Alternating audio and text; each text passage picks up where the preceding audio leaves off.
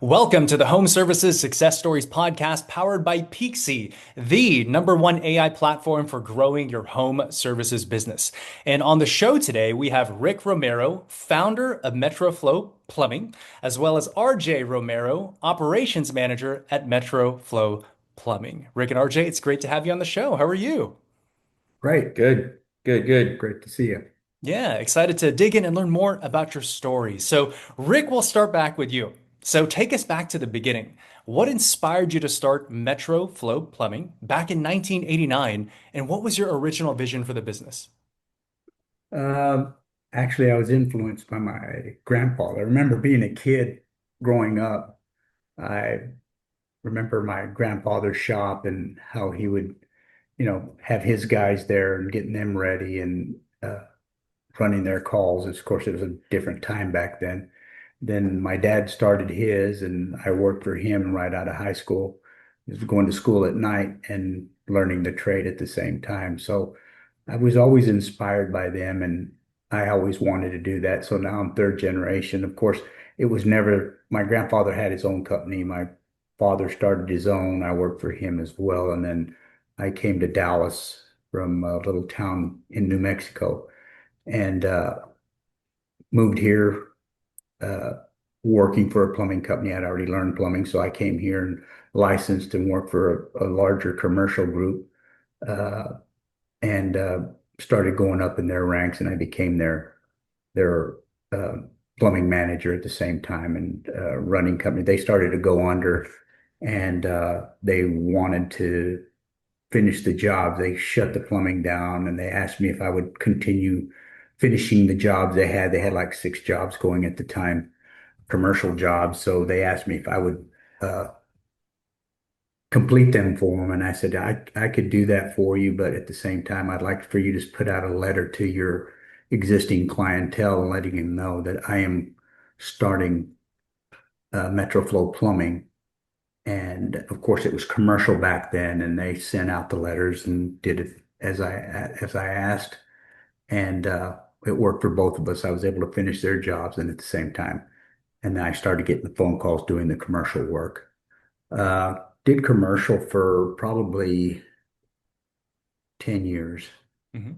and it was a struggle back then. It was always robbing Peter to pay Paul because you in the commercial industry they hold your money and they'll hold it up to 5, 6 months before you receive your checks, and then they have a retainage, and you're struggling trying to keep up and making payroll. It was pretty tough then. Then I started getting letters on getting into the fixed pricing, uh, straightforward pricing, and I went to some of their seminars, and I it was COD, and they taught you a lot about COD and how that works. And boy, I started doing that, and the sun started shining. I was making hay and making money, and it started off doing really well. And we continued doing that. And, I like the fact of customer service, working with the customers and helping them get what they wanted. And at the same time, putting warranties behind everything, educating them on what we can do and how we were going to do it. And I think that really helped. They really started uh, getting busier doing that.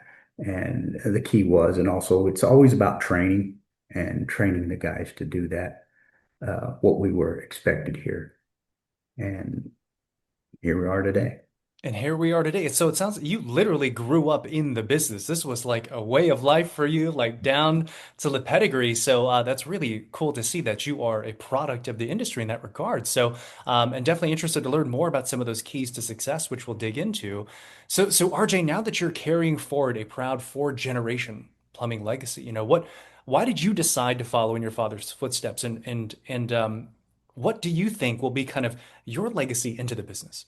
Yeah, it's almost kind of similar to what he was saying, his grandpa, my great grandpa, and then his dad, my grandpa, just watching it growing up, just seeing him working day in, day out, and getting to go to work with him when I was little, just, being around the guys, just seeing it all being built and just around. I'm just like, I I really could see myself doing this as well. It's obviously in my blood, it's fourth generation plumber. So it's fun. It's been good. I love it.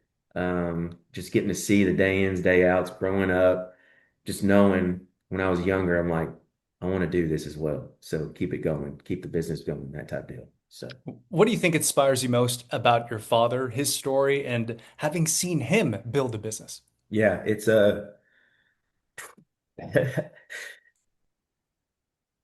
it's a lot. Yeah. Just he's one of a kind. So it's just getting to see him, just being a, excuse my language, but a badass. Just getting to see, be behind the scenes, just seeing what he's built, what he's done for years, and me learning and learning. So, and getting to pass that on, what he's taught me, what the guys have taught me me being an apprentice, and then getting to teach the apprentices now and the tradesmen, journeymen now, like the ways how MetroFlow does it and how it's grown, and because of Rick, my dad. So. That's great. It seems like there's such a love between you and a great admiration. Rick, I'm curious, having seen RJ kind of get emotional about that piece, like what how do you feel about all that? Well, it's being a mentor, I guess, teaching him and him wanting to do it. That's the key is Hmm. when you want to do it and when you show enthusiasm. And I remember when he started in the trade, it was like some of the techs would teach him and he wanted to, it's funny, he wanted to do it so bad. He would just, okay, get out of the way. He'd push him out of the way so that he could get his hands on. And whether he knew what he was doing or not, he was going to learn. Hmm. And that's where he showed his enthusiasm and what he wanted to do. And of course, you get feedback from the guys when they come back out of the field and, saying how he was going to do well. And the toughest part that I could see is he wanted to do it so bad. Mom wanted him in college. And it was a fight keeping him in college. He finally graduated, but it was a fight. It was like, I don't want to do this. I'm falling behind. I'm learning the trade, and you're making me go to school, and I'm not good in school. It was just a fight the whole time. And he just felt that plumbing is where he wanted to be. And I kind of explained to him this is how it's going to help you in the business aspect, learning the numbers, learning running the books and stuff like that as you get older. Of course, back when he was younger, he didn't quite see that, and I think he sees it now. So it's mom was just always school, school, school. You're going to go to school, Hmm. you know. And it's back then, that's all that, it was always a bad word, the trades, when I was growing up, it's like, you know what, you need to go to school. School is most important. You don't want to be digging ditches your whole life. That's Hmm. the way I was brought up. And now the trades were suffering and they're suffering now because everybody said school, school, school. Hmm. And now it's kind of the tables are kind of reversed. You can make just as much money being in the trade Hmm. as you can with the college education. So it's kind of now, we ran into uh, there weren't enough people in the trade and the prices started going up because you can't afford, you don't have enough people to get out and do the calls. And now here we are, people are just the trades are really starting to blossom and they're starting to go places and the salaries are really grown and people are able to raise their families and do well. Here we offer the 401k, we offer the medical, the dental, the vision, and just like corporate America, it's kind of you got to have that in order to keep your good people working for you. Hmm. So, Yeah, you know what? A couple of things that I found interesting is number one is that RJ had a desire to do the business. And you know what? That's not every person who grows up into a particular business. As a matter of fact, I've interviewed some home services leaders whose children grew up in the business and they didn't want to do it because of they grew up into it. But he had like this innate desire. I think that's great.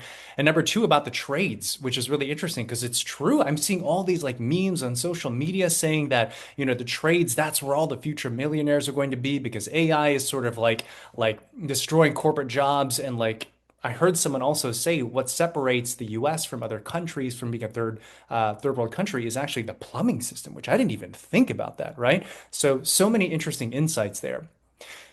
So Metroflow has been around for more than 30 years. So what do you think has been the key to the company's success, longevity, and great customer service retention? And I'll toss that over to you, RJ. Yeah, well, I just think the way it's been so successful is just we have three core values: honesty, commitment, and dependability. So we strive on that, and I just think us just being getting to go to the customers' houses and sitting down with them, letting them know about how we work, what we do, all the pricing up front. Basically treating your customer like, like a mom or dad or like a family member, just showing that we care, that we're here to help. We're here, we want to be here. We know it's going to cost money, but at the end of the day, we're going to get you fixed up and taken care of, that type deal. So that's how I think it's just been so successful. And then, and obviously just keeping up with the new, which I'm sure we're going to get to here in a minute, but just keeping up with what's out there, what to expect, all the new technology and all that stuff. So, So it sounds like it's about customer service. It's about sticking to your values and just doing it right by the customer. So mhm, not just, of course, like being excellent when it comes to the trade, but really treating the people well. I think that's great. mhm. And since you brought us here when it comes to technology, innovation, and techniques, so and I'll toss this over to either of you. What are some of the new innovations that you have discovered or implementing in the field right now? Right now, it's the biggest for us is cured in place piping. That is, it's coming, it's up and coming, and it's been coming for years. It's, you've got these older homes, they got cast iron nowadays.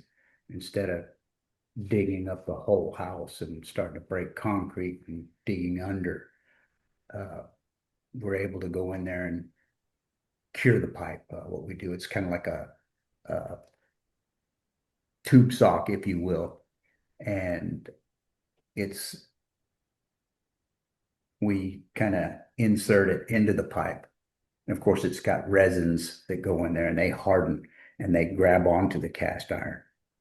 They harden, and you have a brand new pipe inside of a pipe, if you will. Uh, that adds another 50 years to the pipe that you had. So normally these Mm. houses are already 40, 30, 40 plus years old, and the cast iron is deteriorating. So we're able, in most cases, to where we can insert this tube sock, as you, if you will, and it adheres and it makes your pipe new again without having to tear up the house and the yard and everything else. It's just it's a new state of the art deal that's well, it's been around for years. It started in Europe Hmm. and it's finally made its way through. A lot of people aren't really they're afraid of it, which is good for us because we're not. We're gonna run to the problem instead of run away from it. And it saves people money and destruction in their home. Awesome. And you can implement that with any home, any year, Yep, or any okay. home, yeah. Now, when we go in there, of course, we technology has cameras now where we can go in. It's kind of like an endoscopy where we can go into the pipe, see what it looks like, and that'll tell you now if the pipe is severed or broken like that to where it just offset to where you can't line it. Of course, you have to excavate, but it in 90% of the time you can probably save the pipe. So it's that's a great thing. Now, water filtration, we're getting into that as well. It's been the technology's always been there, but I think we can get a bigger share than Culligan.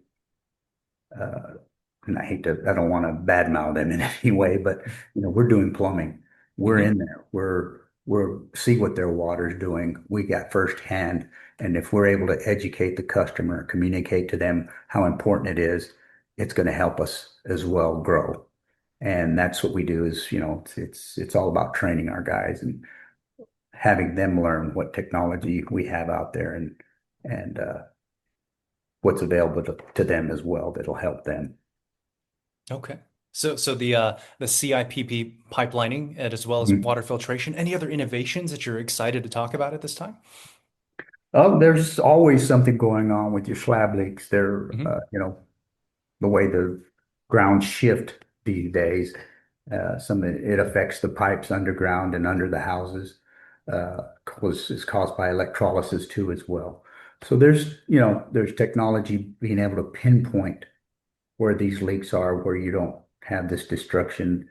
Again, tunneling and breaking concrete. There's ways of taking care of it. Now, sometimes you do. In most cases, we do. We'd rather tunnel than break concrete in the middle of the house to get to them. So, it's just technology's out there is able to find it instead of guessing, takes the Hmm. guesswork out of it. And that's what these cameras do with the drain lines. We have listening devices to pinpoint uh, where these water leaks are under the slab.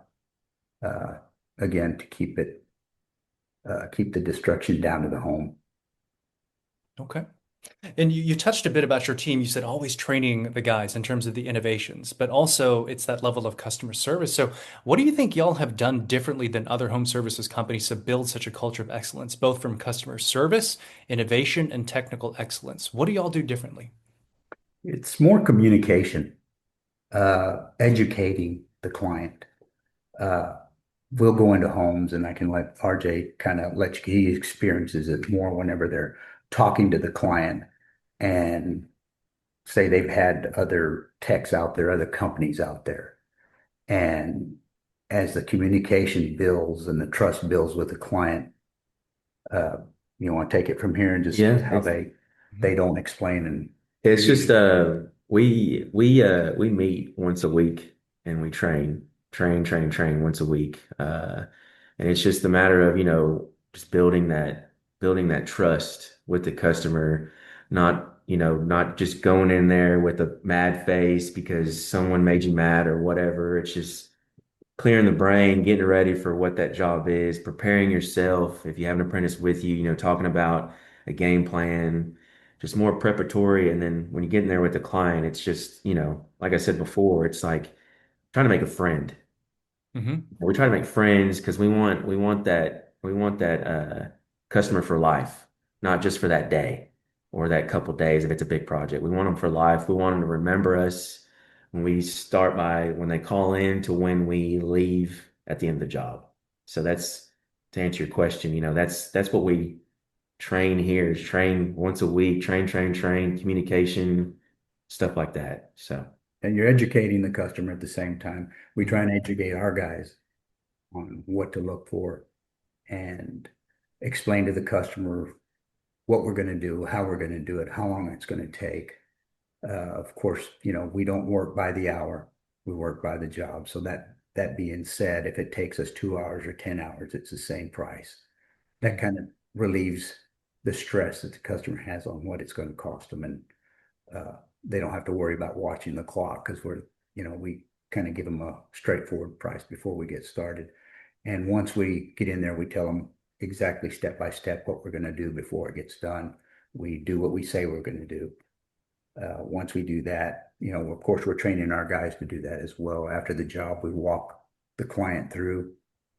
We're going to show them what we did, and we make sure we did what we said we were going to do. That way, the customer actually sees it and they believe it, of course, because that's what we've done. We did what we say we did. When, of course, will they tell their friends and neighbors?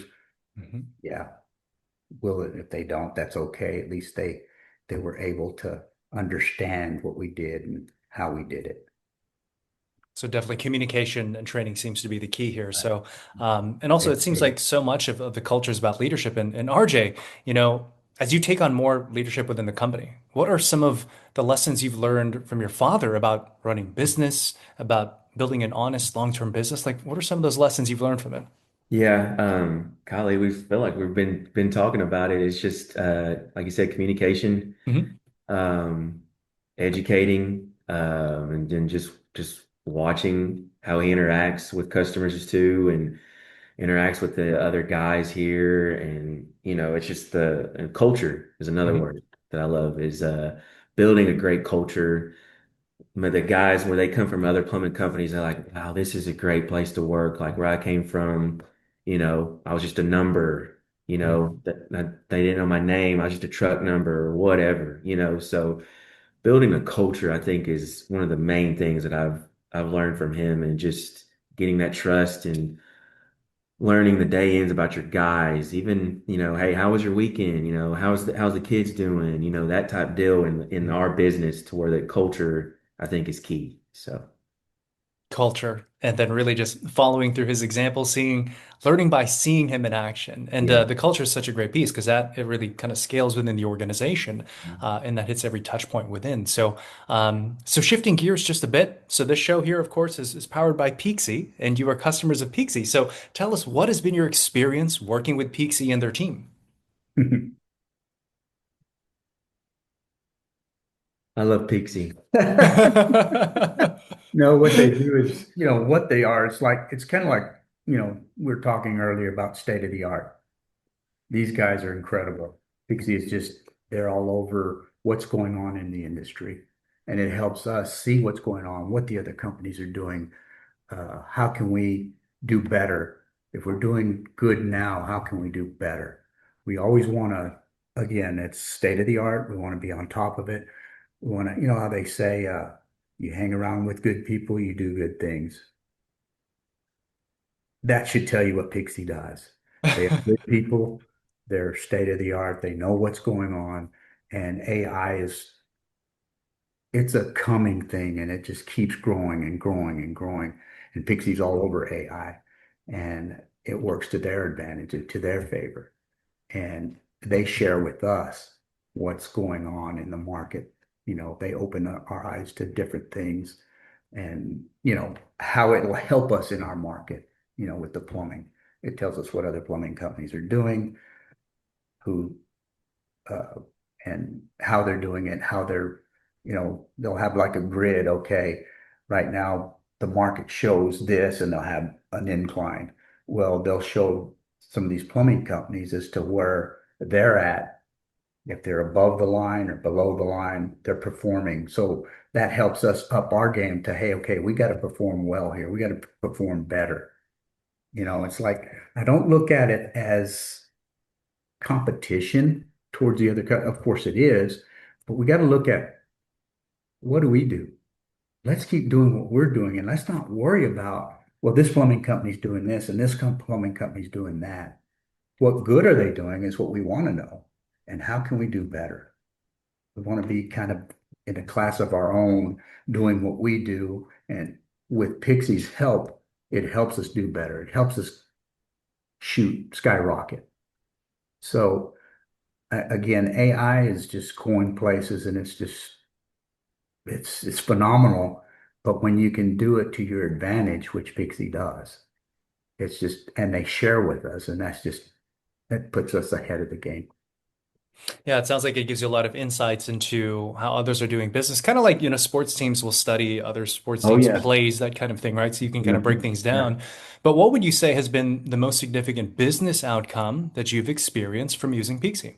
Pixie, actually, what they did for us is just phenomenal. And just since we were talking about the cured in place piping CIPP, we were talking about that one day to them, and they said, "Well, so what is your market as far as getting to doing the CIPP?" And I said, "Well, we're looking at pre-80 homes because that's who's got all the cast iron, and that's what we're after. Of course, we can do PVC, we can line it as well, but your biggest ticket would be cure in place for older homes." Well, Pixie did an AI study, okay? And they say, hey, this will help you out, Rick. Here's all the homes that are pre-80, and you can market to them. So we did, and we went and had some uh, postcards made, and we sent them out to those areas. And of course, it helps. And, just stuff like that. They did all that with AI. What would he have done without them? It puts us behind. If we're trying to figure it out, when we got somebody that's all over the, that knows what they're doing and knows how to do it, I mean, you can't go wrong. It's always, again, hang around with great people, you do great things. Well, it sounds like it certainly has helped you from like a strategic marketing perspective, like understanding who your customer is from these like innovative services. So I Right. think that's really great. And it is very powerful what AI can do. So thank you for sharing some comments about that. So, gentlemen, we're about to kind of land the plane here for you, and I want to close back with Rick. Looking back in 36 years, what moments make you the most proud, and what do you hope for MetroFlow's legacy to be in the Dallas community moving forward? And we'll start with you, Rick, and RJ. You can close out with some thoughts as well. Well, it's just, to me, our future generation. That's the most important because they're going to lead.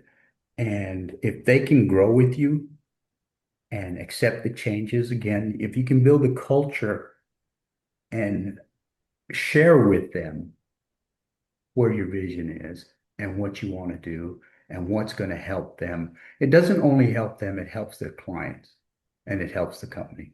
So we believe in a win-win-win situation. So the win-win-win would be the customer wins, the tech wins, and the company wins. If you could keep that to heart and your culture, if it's good enough and they see where you're going with it, I think that's the key.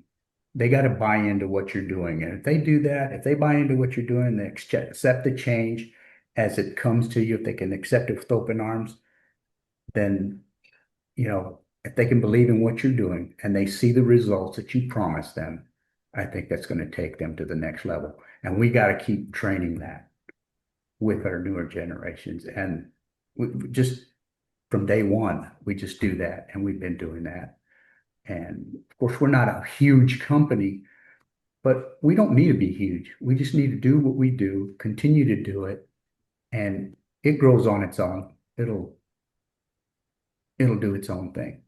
And right now with the crew we have, they're just an awesome group, and we just need to start getting more. And as we get busier with state of the art and Peakzi's help marketing, we do our marketing right. I think things will start happening, and then we'll pass the baton on to RJ, and he'll just run with it. And who knows, he'll pass it on as well. Well, thank you. Thank you very much for that. So, Rick, so RJ, close us out with some final thoughts. And Yeah, anything else you'd like us to know about Metro? just we're here for you. We'd love to come help you, your neighbors, anyone in the Dallas Metroplex. Like I said, we like to make friends, help you out, educate you, show you our work. We do great work. Our warranties are phenomenal. We've been in business 36 years and we ain't going nowhere. So we just want the word out that we're here for you. Love to help. So Awesome. And close us out. Plug the website, your social media. How do they get in touch with you directly? Share all that. yeah, we have a website for sure, metroflowplumbing.com. And our phone number is 214-328-7371. We are 24/7. So you call us at 2 a.m., 4 a.m., midnight. We'll have the phone ready. Technicians on call. So we're here for you. Awesome. And we'll make sure to plug all of your contact information in the show notes. So, RJ and Rick, it's been a pleasure to get to know your story and help share it. So thank you so much for your time. This has been really wonderful. Thank Yeah. you. Thank you. Good meeting you. Well, everyone, that's it for today's episode. So thanks for tuning in, and we'll see you next time on the Home Services Success Stories podcast, powered by Peakzi, the #1 AI platform for growing your home services business.